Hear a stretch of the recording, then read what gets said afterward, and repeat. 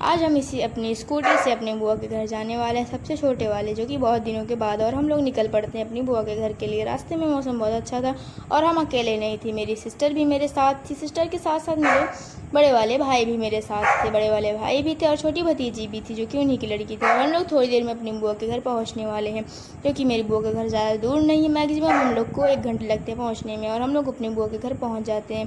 बुआ के घर पहुँचने के बाद देखते तो वहाँ पे कोई मुझे दिखाई नहीं दे रहा था, क्योंकि सब लोग सो रहे थे। तो थोड़ी देर में मेरे फूफा जी भी बाहर से आ रहे थे और हम लोग वहाँ अपनी बुआ के घर गए थे लिली को लेने के लिए, जो कि यही है मेरी प्यारी सी लिली, जो कि बहुत क्यूट थी। इससे थोड़ी देर खेलने के बाद हम वहाँ पहुँचने के बाद चाय नाश्ता करते हैं। चाय नाश्ता करने के बाद मेरी बुआ आ गई थी, जो कि मेरी बुआ गई थी मार्केट कुछ सामान लेने के लिए।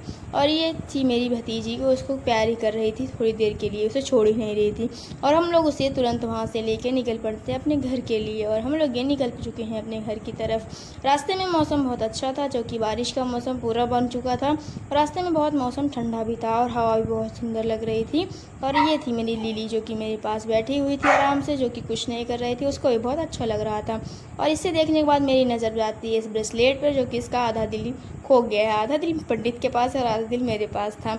और थोड़ी देर में बारिश भी शुरू हो जाती तो हम लोग एक जगह रुक जाते, क्योंकि लिली मेरी भीग जाती है। और हम लोग यहाँ इसको लेके यहाँ बैठे हुए थे।